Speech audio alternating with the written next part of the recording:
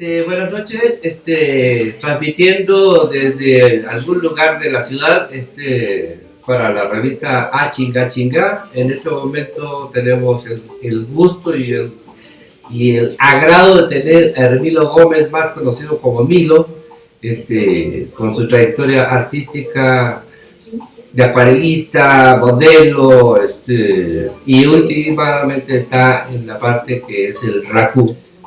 Maestro, gusto tenerlo.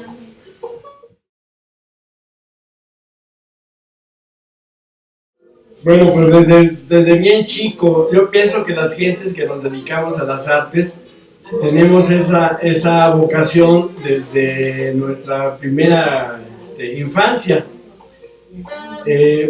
Debo yo de haber empezado a hacer dibujos, pues calculo como a la edad de 3 años más o menos, que le hacía dibujos a mi hermana, pero en la primaria pues era yo el que más sobresalía sobre el asunto de los dibujos. Entonces nunca tuve ningún conflicto de saber a qué era lo que me iba a dedicar, ¿no? Tenía una especie como de intuición ahí como muy clara. O sea que tenía prácticamente como esa facilidad para poder interpretar cualquier cosa en dibujo. Exacto, sí, porque yo creo que las gentes que tenemos ese tipo de facilidad, al plasmar un dibujo, nos damos cuenta de las 3 dimensiones que tienen los objetos, y tratamos de llevar como a la realidad lo que estamos viendo físicamente, pero en dibujo.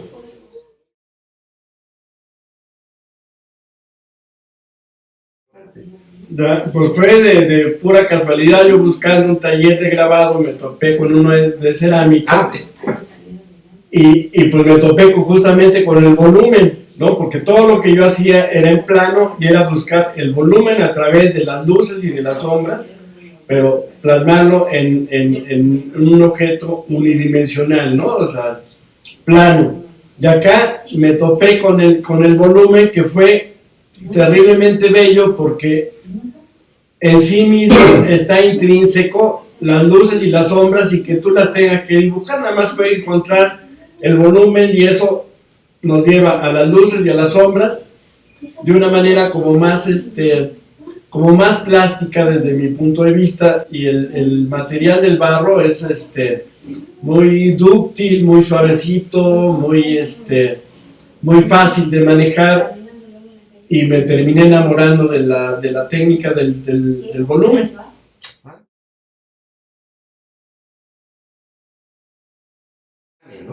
Exacto, sí, al final de cuentas, al principio siempre trataba de hacer un dibujo y plasmarlo en el barro, pero resultó que todos mis bocetos que hacía eran bastante pobres comparado con lo que yo había hecho en barro. Era como mucho más grande, más rico, con más elementos.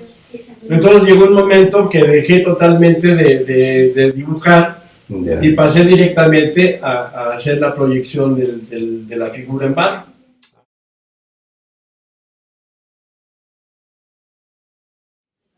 Claro, yo siento que el asunto de la creación tiene que ser con absoluta libertad, y eso te lo prodiga la técnica, ¿no? El elemento del barro es terriblemente lúdico, y pareciera que te va como conduciendo el propio material.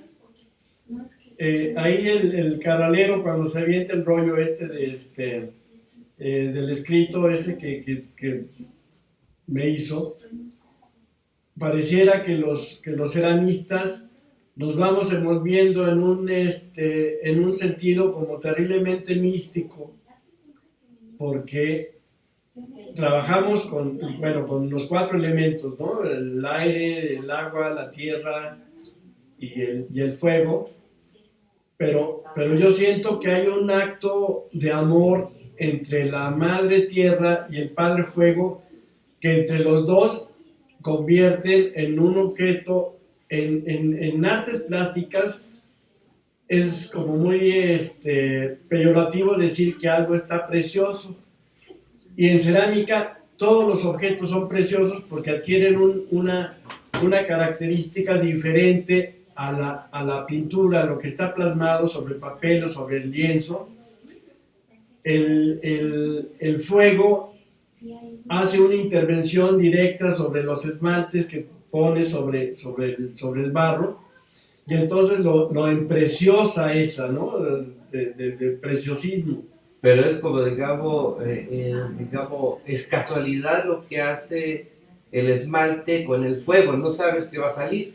Exacto, sí, o sea, sí. Esa es la expectativa, pero tú más o menos me imagino, dices, bueno, si yo quiero que tenga un color tornasolado, azul o rojo, rojizo, me imagino que para llegar a eso son como, a mi modo de verlo, son como gotitas más, gotitas menos, para poder hacer un vitificado que luzca. Exacto, sí, hay mucho asunto de prueba y error en la cerámica, ¿no? Le pones un poquito de más esmalte, menos esmalte, y vas haciendo un juego y a ver qué es el resultado. Sobre todo en la técnica de raku siempre hay una sorpresa, ¿no? Nunca sabes algo que te dio algún resultado, lo vuelves a hacer exactamente igual y sale de manera diferente, porque hay varios factores que intervienen en eso, que es el calor del horno, el calor de la cubeta donde vas a meter la pieza, la cantidad de esmalte que pones para darle la pátina a la cerámica. Si lleva más grosor que la anterior, te va a dar un resultado diferente, entonces es imposible. Pero me imagino que también interviene el barro, o sea, el barro no es cualquier barro, es un barro especial, o sea, no es jugar agua con tierra, o sea, es un barro especial, o sea, en una tierra, me imagino que hay valores diferentes. Exacto, incluso, por ejemplo, hay como dos tipos de barro, el barro natural, que es el rojizo, el de las macetas, y hay otro barro que lo preparamos los ceramistas, que es con 4 elementos, que es el sílice, el feldespato, el caolín y el volclé. Entre los 4, con pesos específicos, ese barro te va a salir blanco. Que mucha gente le dice pasta, pero a mí no me gusta el término de pasta porque se entiende que es como algo antinatural, ¿no? El término de pasta. Pero esos son los dos tipos de barro. Pero entonces, cambia, digamos, por ejemplo, el barro de la cerámica, el barro mexicano, para cocinar, que hace la soya, es un barro diferente al barro que utilizas tú o el material para hacer esta quema. Exacto, sí, el otro te digo que así se le llama barro natural, que existen minas de donde se saca ese barro, ¿no? O sea, no es tierra combinada con agua, sino que incluso tú lo tocas en su vida primitiva y detectas que es una especie como de plastilina casi, ¿no?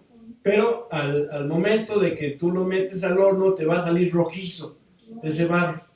Y cuando tú haces la composición esta con esos 4 elementos, es el de los platos y las tazas que todo el mundo conocemos. Rompes una taza y el material que viene adentro es blanco, ¿no? En la parte de afuera tiene un esmalte, pero todo el cuerpo cerámico es blanco y está hecho con esos 4 elementos. Muy bien, mira.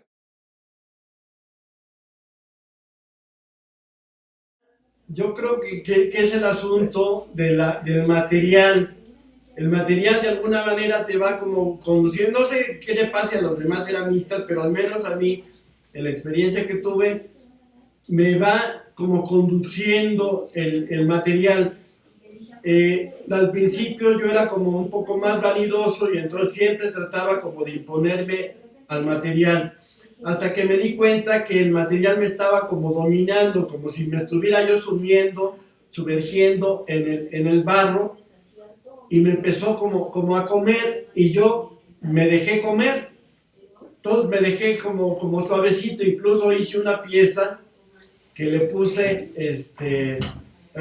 se me fue el título, le puse apariciones, porque hice una placa donde las manchas que me estaba dando el barro, había 3 figuras. Entonces yo nada más lo que hice fue como seguir y de una manera como suavecita. Entonces a partir de ahí me dejé llevar. Entonces ahora cada vez que hago alguna pieza me porto como muy humilde, que es lo que nos pasa también a los ceramistas, nos vamos volviendo más sencillos, ¿no? Porque el material te va compenetrando y te va haciendo más, como más dúctil. El material te empieza como a manejar. Y me imagino que eso le pasa a todos los ceramistas, que nos dejamos llevar por ese sentido de amor a la tierra.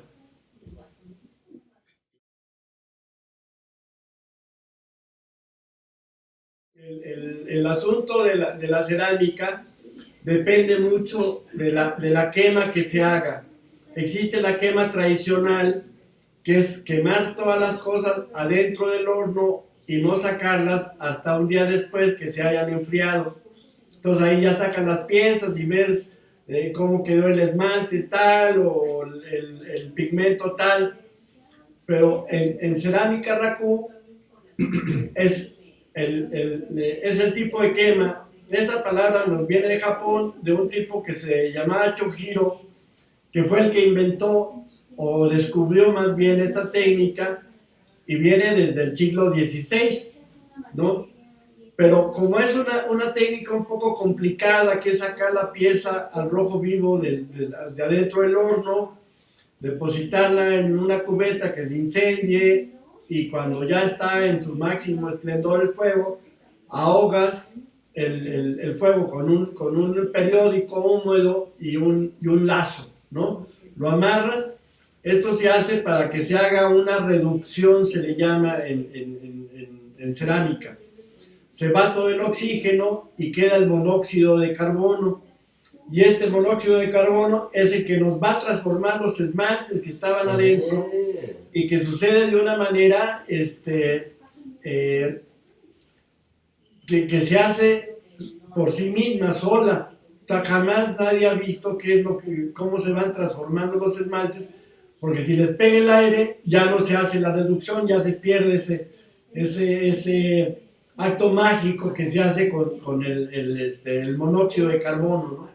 Entonces ahí es donde radica la parte como mágica, como oculta, ¿no? Que se hace por sí misma la pieza. Pareciera que uno nada más es una especie como de vehículo, mano, ¿no? O sea, son como muchos factores ocultos, digamos, por decir así, la manera en que tratas el material hasta cuando ya quede, y lo depositas donde tú mencionas, y es magia, pues solito se hace, porque a lo mejor puede ser una cubeta de fierro, cambia diferente, si es de plata es diferente, si es de barro es diferente.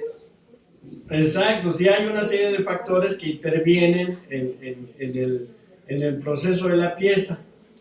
Entonces ahí hay una diferencia entre la gente que hace cerámica y lo deja adentro del horno.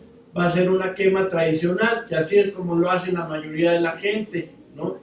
Dejan adentro la pieza y al otro día, ya frío el horno, sacan la pieza. Y aquí no, aquí incluso casi es como inmediato, porque a la hora que sacaste la pieza y que se hizo el incendio de la cubeta, que ahogaste el fuego, una vez fría la pieza, ya la tomas en tus manos, ya ves el objeto que salió. Entonces, como un proceso más rápido. Lo que pasa es que hay una especie como de cierto peligro.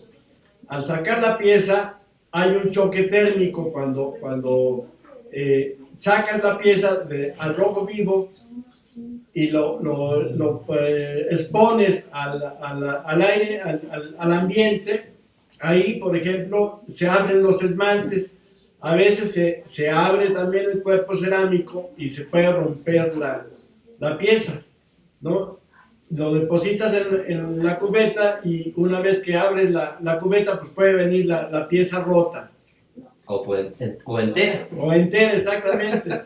Afortunadamente yo he utilizado una técnica que se llama barro papel, que hago una mezcla de introducirle una proporción de papel al barro y eso me facilita el que la pieza no sufra un choque térmico tan alto, ¿no? Porque lo que te decía, que yo siento que son la estructura del papel, que son una especie como de tubitos que se van concatenando adentro del cuerpo cerámico y entonces permite que la pieza respire, ¿no?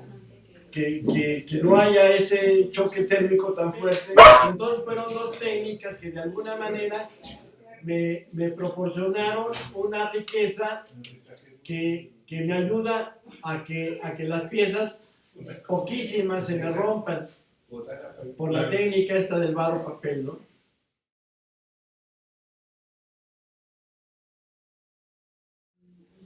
Bueno, porque me resultó como sencillo la técnica se llama placa con pastillaje, que es una plancha de barro y tú le vas añadiendo los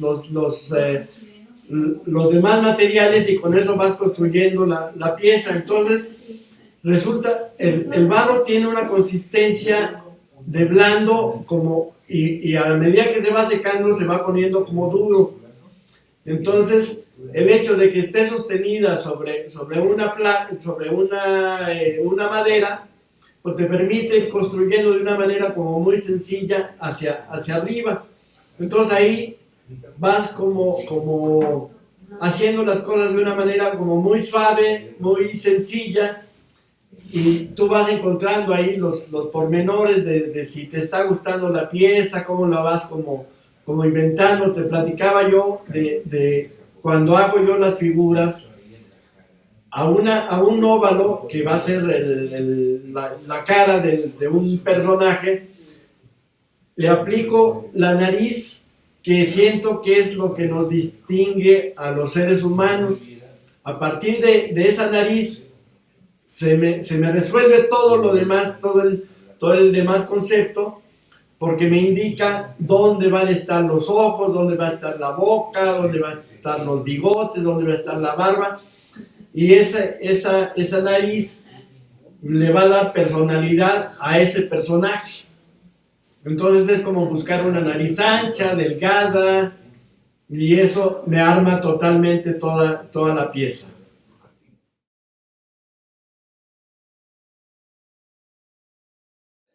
Exacto, porque me di cuenta que sobrepasaba yo mis bocetos cuando entraba en materia, ¿no? Entonces ahora ya no dibujo, hago un dibujo después de que ya está la pieza terminada, a veces para ver qué esmalte le pongo en tal sitio, pero de entrada ya voy directamente sobre el material.